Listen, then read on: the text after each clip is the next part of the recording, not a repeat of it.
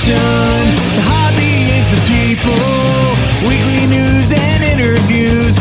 It's your number one source. Sports Card Nation. The hobby is the people. Sports Card Nation. What is up, everybody? Hope everybody is doing well out in Cardland. This is episode 229, which on a weekly show, that's a big number. But today's guest, she's terrific, and she's the 198th different person that's been interviewed or appeared on this show. Kayla Norsworthy of Kayla Collects is my guest today. Very young, but doing big things.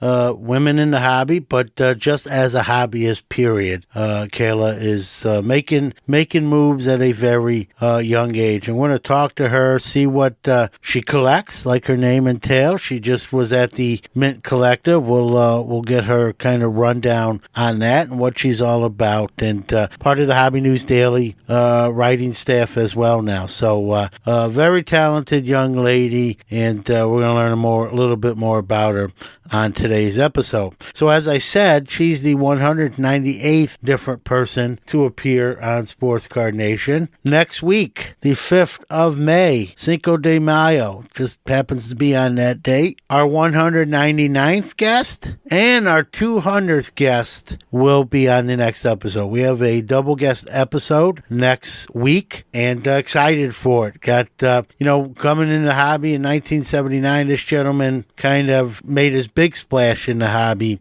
in 1982.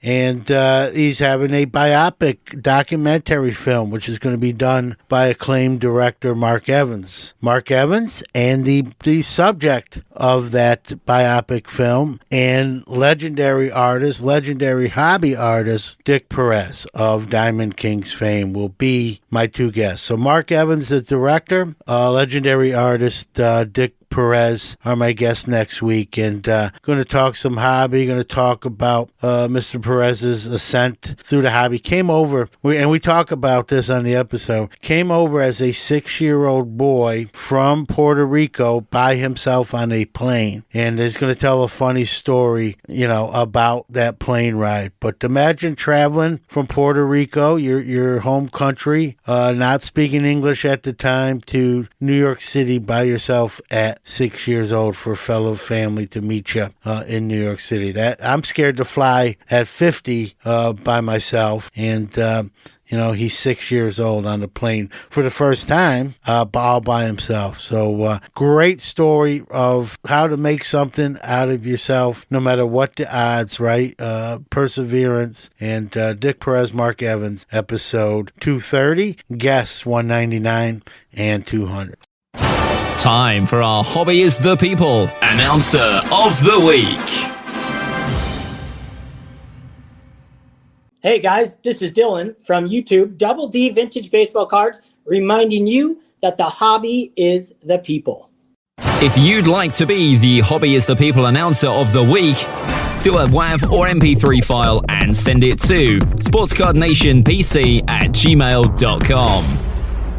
Hi, this is Pat Hughes, Cubs announcer, coming to you from the Sports Card Shop in beautiful New Buffalo, Michigan. The Gocher family has built an incredible place here for collectors to buy, sell, and trade cards and memorabilia. Be sure to stop by and let them show you around. TheSportsCardShop.com, connecting sports, athletes, the hobby, and collectors around the world. Are you a new sports cards collector or someone returning to the hobby? Maybe you're just looking for a friendly, trustworthy hobby community to hang out with and enjoy collecting. Midwest Box Breaks has been bringing collectors together for many years with affordable breaks, helpful threads, and a Discord group packed with generous people who genuinely care about the hobby and other collectors. Check out the breaks at MidwestBoxBreaks.com. Our goal is to bring you as much value as possible. Also, find us on Twitter at MidwestBoxBreaks. Hey folks, John here. Just wanted to remind you, use the discount code MBB10 for 10% off your first order at MidwestBoxBreaks.com.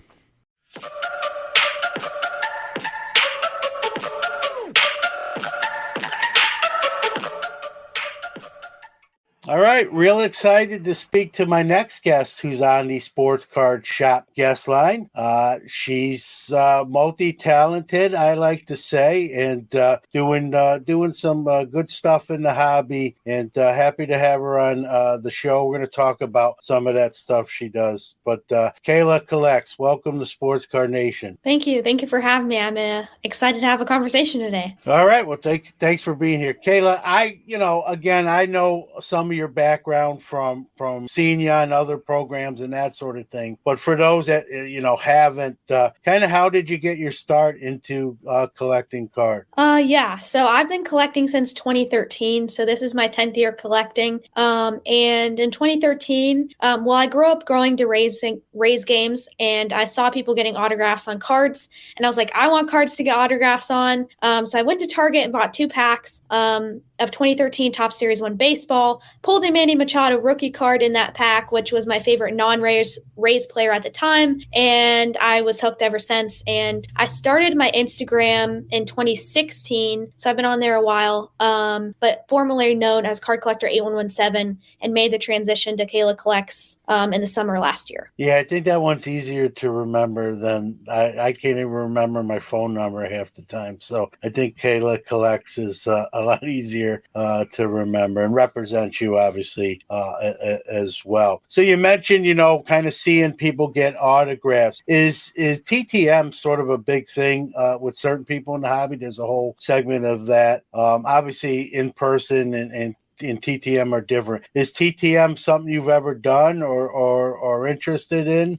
Yeah, I did it. I've done it on and off since I started collecting. I used to watch a lot of YouTube videos of people getting TTM successes and following what they did. But I haven't done it in a while. I've just had other things that have taken priority, but I like to do it if there's a guy that my favorite team gets or somebody like that I don't have their autograph. I might try to send. I've been looking into sending some out for the NWSL, the Women's Soccer League, because there's some that I won't see. So hopefully, maybe I'll give it a try again. Yeah, no doubt. A lot of people have success with that. It's a great way to obtain autographs, especially of athletes that you're fond of, and like you said, may not have the opportunity to be in, at the same place at the same time. I know you're unless things have changed. You like Austin Hayes, Willie Adames.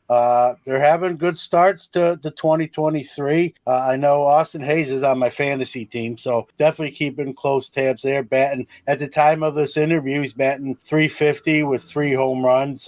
Willie Adames also 3 home runs, nine ribbies. What was it? I know Austin Hayes. You worked with Frederick and you kind of through that, but what is it about those 2 particular ball players that you have a fondness for?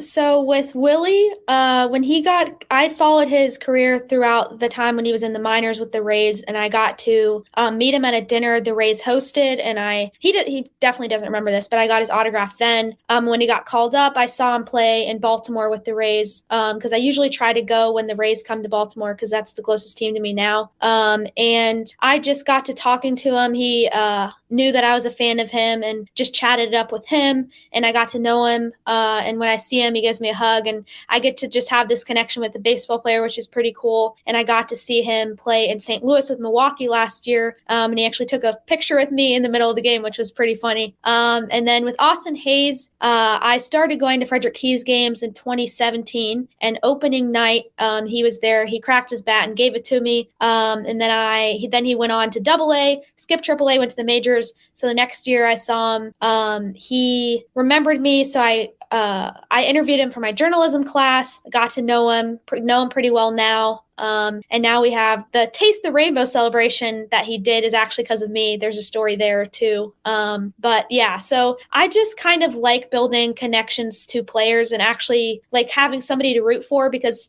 I don't have any family members or anybody I personally know that plays professional sports in any sort of capacity or even college sports. So it's cool to have somebody to root for and really hope that they can do well for themselves. Yeah, no doubt. Like you said, you brought up a couple examples where you've gotten to know them a little bit, even on a personal level, both of those gentlemen. And so you have that connection. It's easy to root for people when you have those connections. And I'm rooting for Austin because he's on my fantasy team. You're rooting, I don't know if you do fantasy leagues, but I'm sure you're rooting for him for your own reasons as well, and getting to know him and that sort of thing. So, I know you love shows and love attending as many as you can. What is it about a show, Kayla, that really, that you enjoy on a personal level?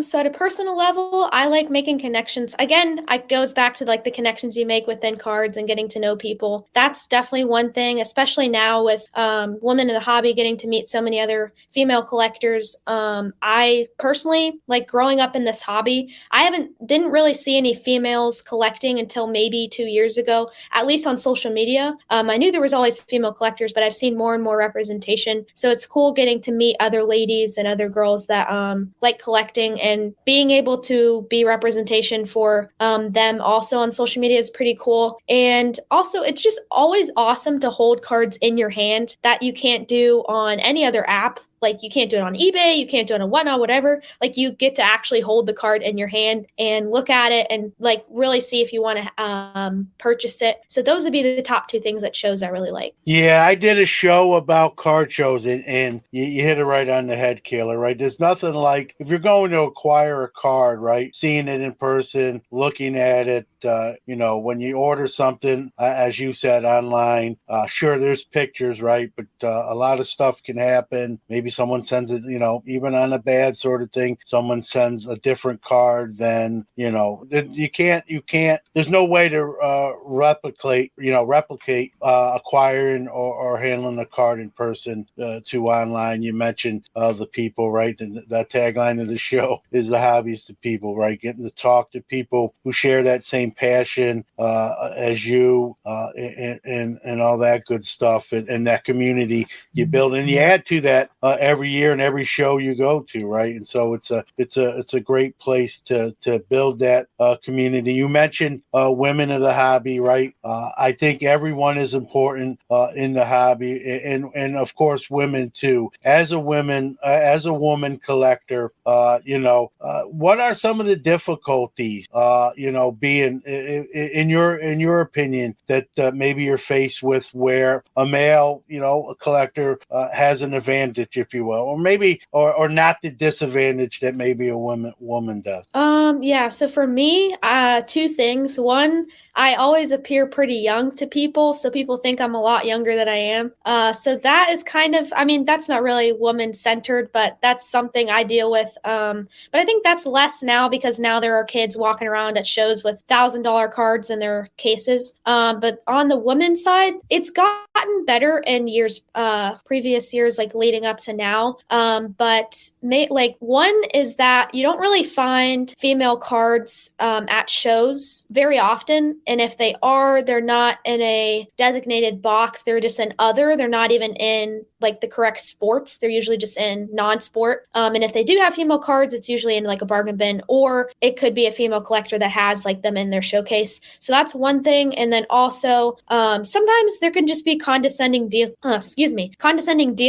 that treat you like you don't know sports.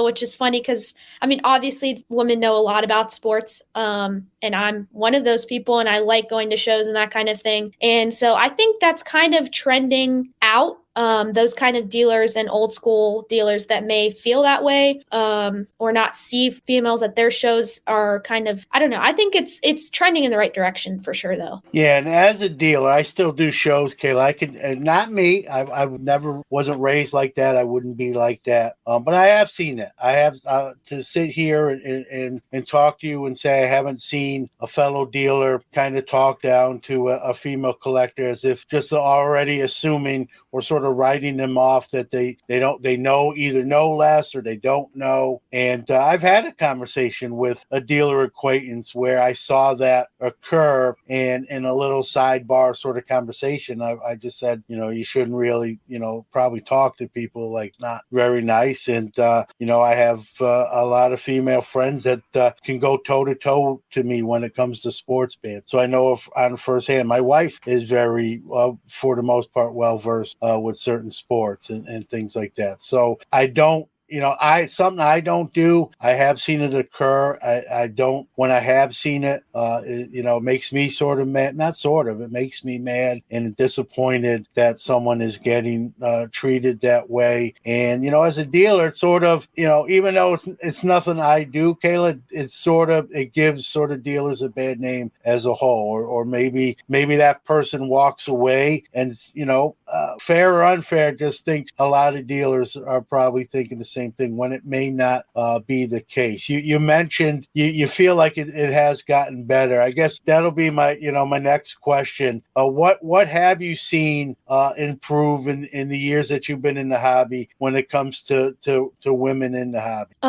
Just pure numbers. There's a lot more people that I see going to shows now. The national last year I saw a lot more. And I think it's also important that people have community. And I think with me showing my face on social media, and there's so many other women that also do that now, and there's a lot of female breakers like Mama Breaks, and just having representation so young girls or just women in general can see that women can collect too, and that there's a community of us that all do it and support each other and support each other's ventures. So definitely numbers. And then I would say also just the cards in general. I think female sports are getting appreciation, and now they're making cards that I think everyone can want to collect. Like Caitlin Clark's getting a card in Bowman University, and I know there's a lot of people, male and female, that want to collect her, and there's a lot of other people that have been collecting. Flau'jae Johnson, who's on LSU, who's in Topps McDonald's All-American. And so I think just having cards that everyone can collect, male or female, that have females on the cards, I think is super cool also. Yeah, no doubt. We've seen those female cards make big strides. Not that it's all about value, right? But when we compare, female sports to male sports, that's one of the comparisons. What a female athlete makes to a male counterpart in the same sport, and I think we do that with cards too. And we've seen some WNBA rookies, Brittany Griner pops right to mind, be four-figure cards in really high-grade condition. So we're seeing, I think that gap is closing, and as it should. And I think with more, I don't even want to say female collectors collecting. I think we're seeing more collectors, Kayla. I don't even want to put like a qualifier. I think we're seeing more collectors collect female athlete on their, on the cards. We're seeing, you mentioned Caitlin Clark, her Sports Illustrated for Kids card is good luck getting one without breaking the bank. And, someone might not like that because it's going to cost them more money, or unfortunately maybe be out of some folks' budget. But it's nice to see, female athletes get the recognition, not only that they deserve, but they should get. And so I think we're seeing strides there. Is it where it should be? Probably not. But I think it's headed in the right direction. Would you agree with those sentiments? Yeah, I would agree 100%. And it's interesting with the Caitlin Clark scenario because it was in the playoffs that her cards went up so much. And I think the product's coming out in the off season. So I think hopefully that there will be a price point for everybody. Yeah, and another thing we learned, right, if we were watching that the female college NCAA championship, right, they can trash talk just as well as the guys can too. We saw a little bit of that going on, and it was kind of funny. to see. But that, it's competitive, and people, there's a championship on the line, and heat of battle, right? Heat of the moment, stuff's going to be said, and LSU wound up winning, and they responded some stuff that happened during the game. But it just goes to show you that the sport, they're just as talented and just as competitive and just as feisty as well. And that's what it's all about. And it was I got a kick out of seeing that. And your thoughts with I'm assuming you watched it, but your thoughts on that kind of stuff.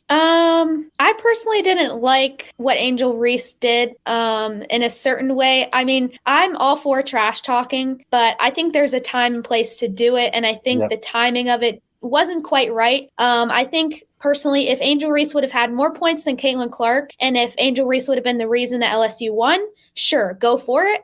Go for it. But she had a worse game than Caitlin Clark. Caitlin Clark had double the points she did. And so to taunt her didn't really make sense to me, because Caitlin Clark put the team on her back and almost won for Iowa. And Angel Reese wasn't even in the game most of the time because she was in foul trouble. So, I mean, it grows the game for sure, because now there's so many eyes wanting to watch that matchup next season, which I love. And I'm glad it's getting the appreciation and the numbers it deserves. But that situation I wasn't quite a fan of. Yeah, I think she took it a little too far. She kind of pro-you won. I'm sure she went on podcasts and sports shows the next day, was still seemed, for someone who just won a championship, she still seemed a little bit too angry and just trying to really embarrass, whether it be Iowa, the team, or Caitlin, the player. It seemed to be a little too much agenda there. I get it during the game, and she was pointing to her ring finger, basically saying, we got the ring. There's a limit, right? There's a line that you cross if you overdo something. I agree that I think she really took it too far. And then even, you won, the game's over. The post-game interview's fine, but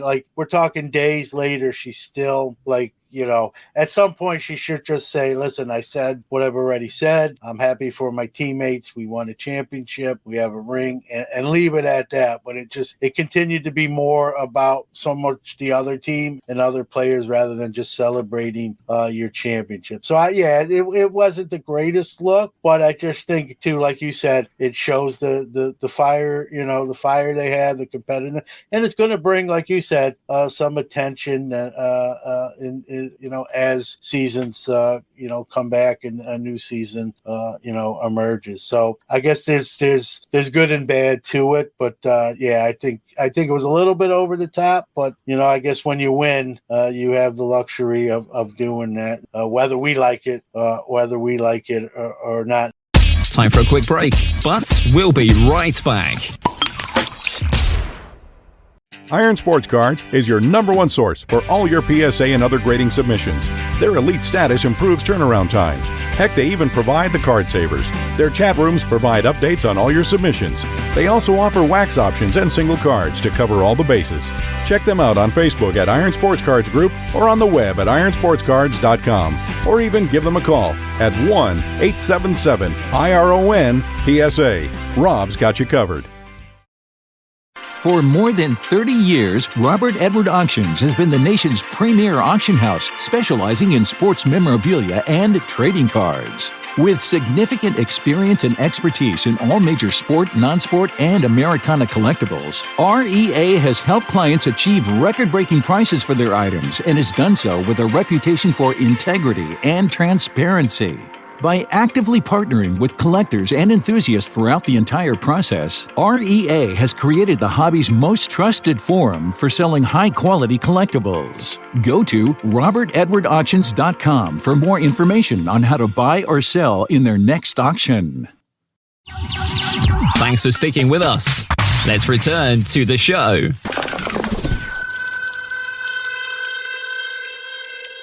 if I'm not mistaken, you just attended the Mint Collective. Is that correct? Yes, that's correct. I've never been. They've had two of them. Have you been to both, or was this the first one? This was the first one I went to. I didn't attend last year. So for those people like myself who didn't get to attend, kind of give kind of a synopsis of what you appreciated about it. What did you do, and for those that couldn't attend that event. Yeah. So I think it was a 4-day show, 3-day show. And on Friday was the panel day, and there was no show floor that day. So something I appreciated about the show is you got to directly hear from the hobby and the hobby's, I guess, business people in a sense, which you don't get to do that in person very often. I don't think any other show really does that. Of course, you can always watch podcasts, like you can watch their YouTube, whatever. But seeing them in person and being able to ask questions and pick their brains and see what different companies' plans are really cool. And the Sabrina Ionescu was there, which was awesome to see her in that kind of light. She doesn't do many public appearances, so it was cool to see her kind of dip her toes in the hobby a little bit. And the show I would say it was like mid-tier. The cards were very, highly priced. They were all high-end cards, and so they didn't have really cards for everybody, which they are working on for next year. They noticed that also, which is a good thing, because I talked to them. They asked me what I thought. But there was really cool like activation booths. Like Panini did a really good job. Topps did a good job. eBay's booth was really cool. They had like a virtual reality game where you got to pick what you thought the price of a card was, which was awesome. But I think mainly that show is for people to network and get to see what companies and people have planned for the future of the hobby. Yeah, and by all accounts, it's something they're going to do every year. It's nice to hear that they listened to your feedback and heard your voice and hopefully make that event more, accustomed for everyone to enjoy, maybe not just someone with a big bank account and that sort of thing. And, I wanted, when we were talking about women in the hobby, I wanted to also say, as a dealer, what I'm seeing, and I think it's wonderful. I'm seeing more women behind the tables as dealers themselves. I think that's great. I've been doing shows as a dealer since 1987. I was 15 years old, and I'll be very honest. In those first 10, 15 years of doing shows, I could probably count on one hand the amount of female dealers I've seen running a table, and a lot of times, might be a spouse of a dealer who's just there. But we're seeing more female dealers who that's their business, that's their inventory, that's their table, and it's nice to see. And it's that numbers have went up, like I said, exponentially.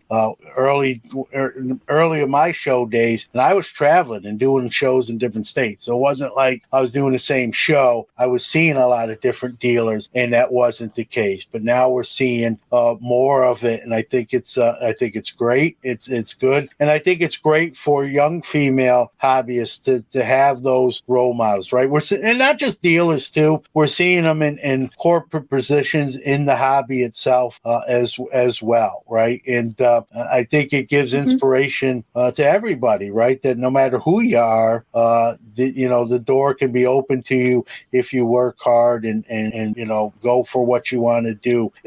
I know you mentioned you interviewed Austin for your sports journalism. Is that the career? You're young, so you can change your mind, but is that really the kind of where you want to go, like career wise? Yeah. So I want to be a sports broadcaster. That's what I'm good at, I think, interviewing players and getting the person behind the athlete. But I think long term, my goal is to be a panelist at the Olympics in 20. So keep an eye out for me there. But long term, it'd be cool to tie in cards with interviews, because I don't think collectors often get to see athletes and the way they interact with cards, the way they interact with memorabilia. But then I think there's also a space where you could possibly tie in those two and kind of tie in the athlete with the memorabilia and the cards and stuff like that. And we're seeing that a tiny bit. But I think there is a way where you can truly utilize that and use that as marketing for cards and the athlete themselves, which I would love to be a part of. And I have some kind of ideas for that, but hopefully long term, I'd love to be a sports analyst. Yeah, no doubt. One thing I admire about you, when I was your age, you're in your 20s. I believe it or not, no one believes me that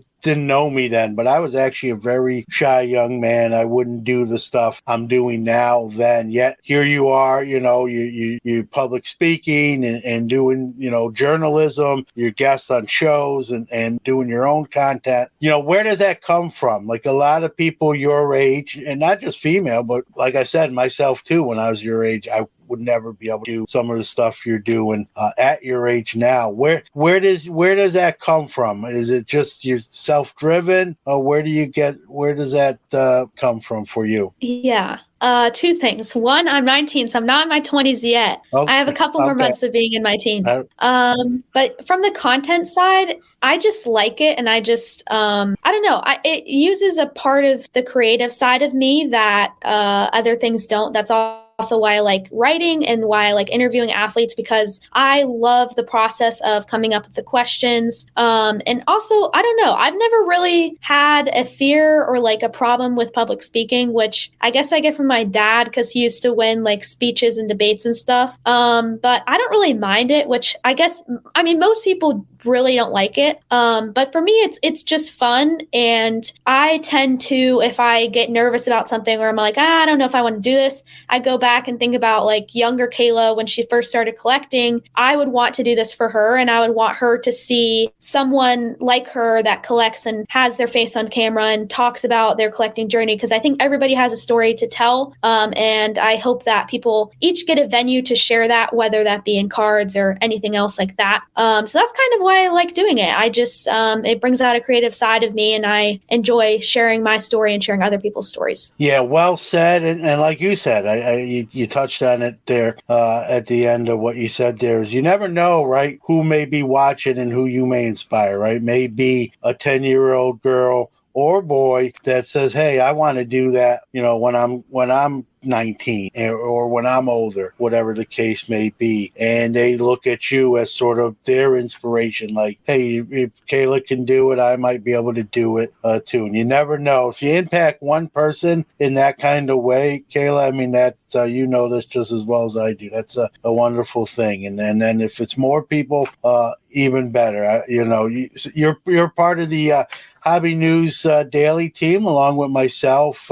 Looking forward to seeing your work, and that's going to be a forum, right? You can share and outlet some of your thoughts, whether it be the hobby, sports, or whatever might be on your mind. Kind of talk about. I know, Danny Black, that I'm helping him with that, but that's his entity. He reached out, and he did ask me what I thought, and I told him she's very polished beyond her age, and I think she'd be great. Just kind of talk about what you're looking forward, even with that site as it grows. And that's the nice thing, is it's a new site, a couple months in, and so all of us are going to kind of be part of the growth of that site. Yeah. So my first story, I'm working on it. To tease it, I should be finished with it by the end of this week. But it will be about Topps Big League Baseball this year, with the 5 content creators that they featured in the product, and kind of talking about their journeys within cards and how they got themselves to be on a card in Topps Big League. And it's a cool accomplishment for each of them in their own ways. So I'm excited to share that. And the thing I think I'm most excited for is kind of tying in storytelling with cards. I've never really tried to do that. I do that in my content a little bit, but in a written format, I don't think there's a lot of it in the hobby, at least not yet. I think other companies and other things may explore that in the future, but I'm excited to just kind of share different opinions, share different stories, and let people that read the website get to know more about me and the people that are involved in this hobby. Yeah, no doubt. Obviously, I haven't seen the column yet, the article yet, but in saying what the topic is, I'm sure you well know, not me, but a lot of people have sort of, oh, why those 5, or complain. And so in defense of those 5 content creators, right, who's going to say no? know if Top says, hey, we want to put you on a card in a product we're releasing, right? So to be, the animosity, maybe some of those folks are unfairly receiving, it's just, there's a lot of jealousy sometimes in the hobby. And I think that was a case where it raised its head. And any one of us, they asked you or me, we're sure as heck probably going to say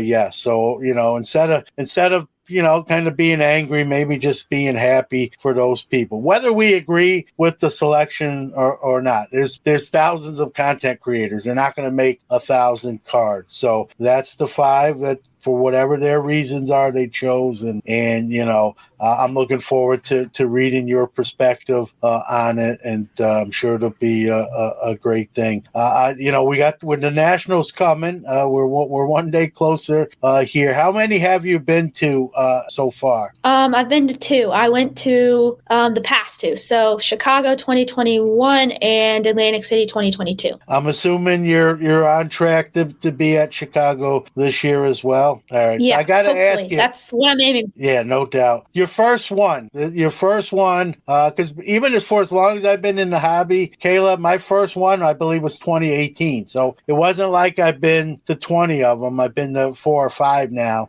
But that first one, right? Everyone kind of tells you what it's like or what to expect. And then you get there. And when you see it for yourself, it's, even if you think you don't know until you get there. Kind of speak to the first one, just your memories of the first one. Yeah. So I actually got the opportunity to go because I won a giveaway from Santiago Sports in Kentucky, Roadshow, Kentucky Basketball Cards, Jimmy.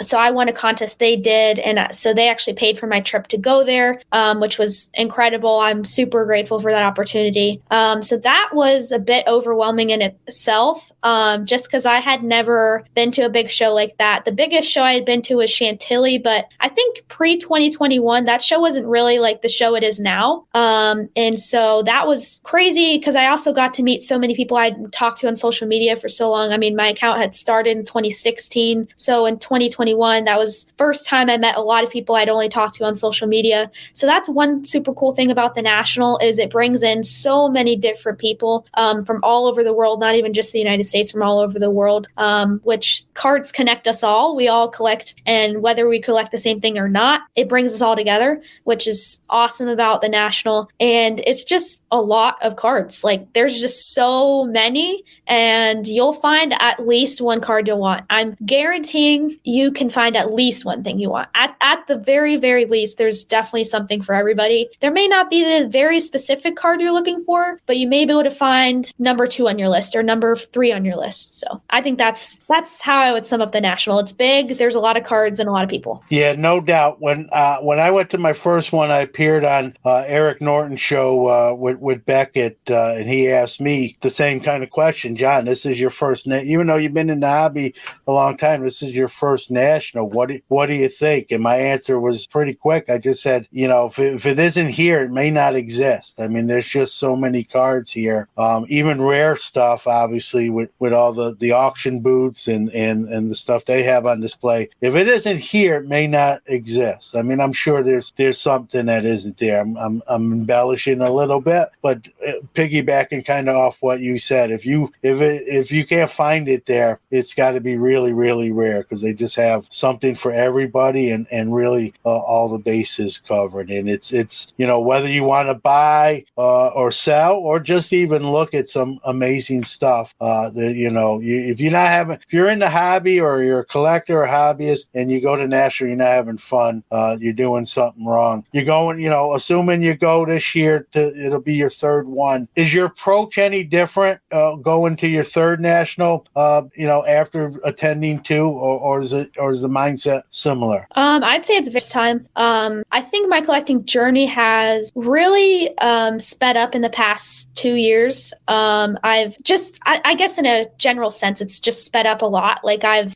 grown my brand so much because in 2021, I didn't show my face on social media. I was still card Card Collector 8117. And so now it's more of an opportunity to talk to people. I go for cards too. Like I purchase and go through bargain bins and stuff like that. But the first one was definitely more card centered. I went to every booth at least once. I made sure to look at every card I could. Last year was different because I helped with a Women in the Hobby booth. And that was more of an experience and getting to talk to people and getting to make different connections. So I think this year I'll probably try to do both. I don't know exactly what my schedule will look like for that yet. I'm talking to hopefully helping with the Women Hobby booth again. But I would like to look at more cards than I did last year. And I think Chicago, I like that venue more than Atlantic City. So my approach is a little bit different. Yeah, no doubt. You're more experienced. You know what to expect. It's like I'll use a sports analogy here, Kayla. It's like a third or fourth year quarterback, right? He's starting and everything's slowing down. He can read the defenses a little bit smoother. He's not panicking, a little more poised. I think it's probably that's the analogy I kind of think of with hearing you say that. For a young female collector or a young collector in general, not even to put a male or female on it, that's maybe thinking about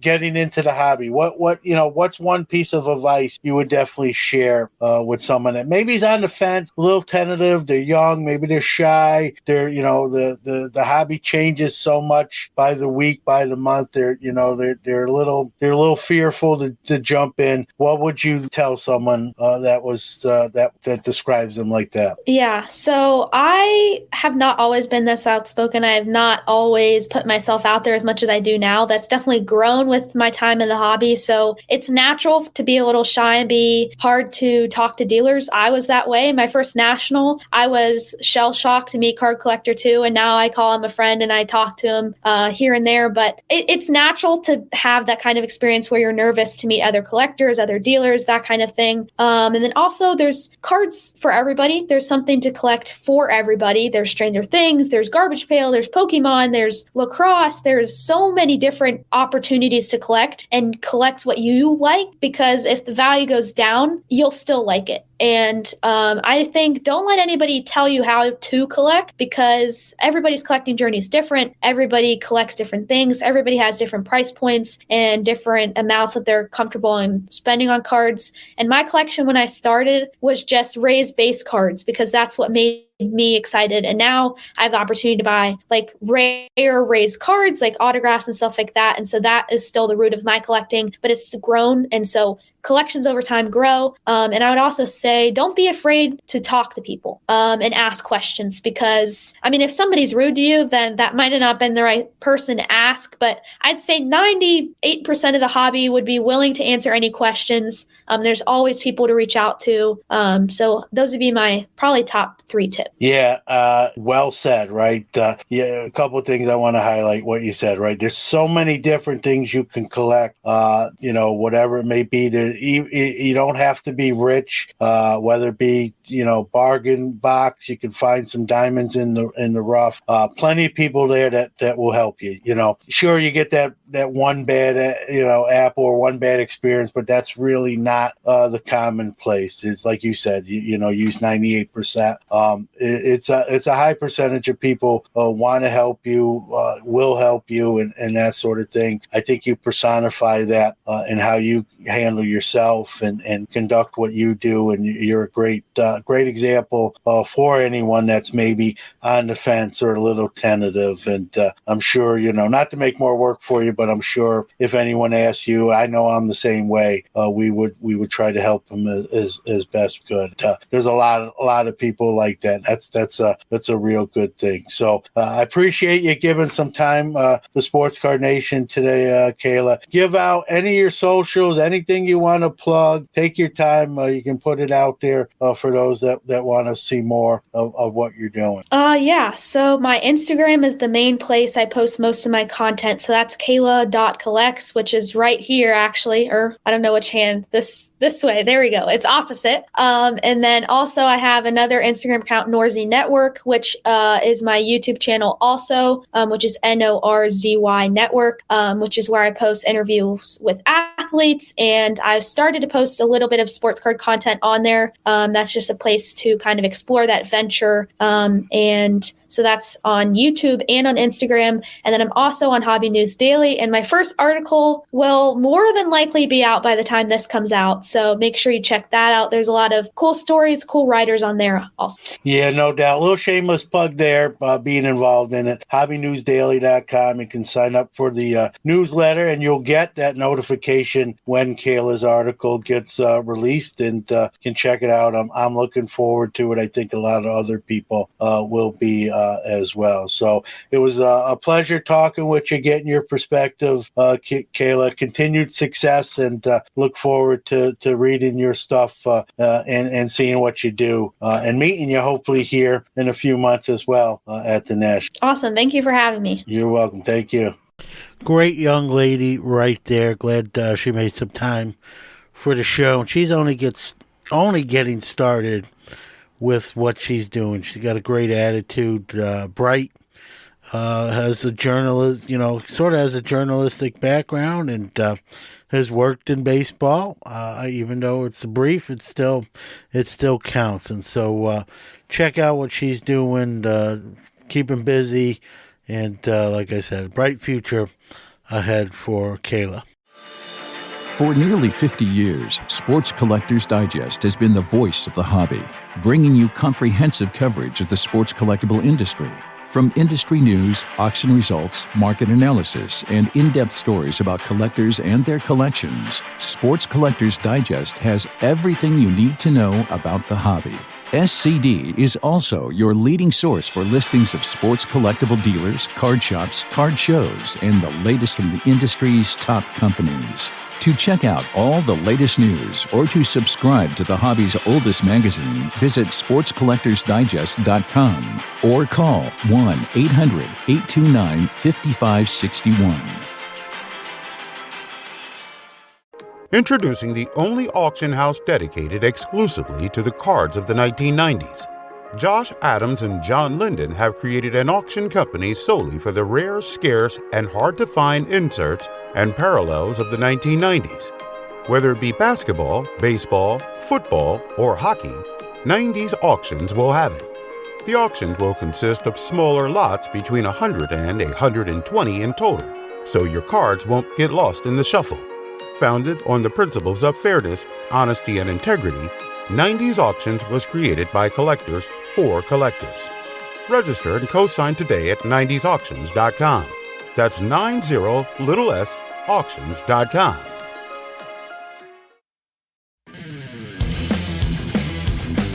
That's a wrap on another edition of the Sports Card Nation podcast. Thank you to all the awesome listeners out there. Without you, there is no us. Thank you to all our great guests who drive this show, and also our wonderful sponsors who help us produce the great hobby content every week. Remember, another Hobby Quick Hits episode drops every Monday, and Sports Card Nation returns again next Friday. If you like the shows, we appreciate those positive reviews. Be well, and always remember, the hobby is the people.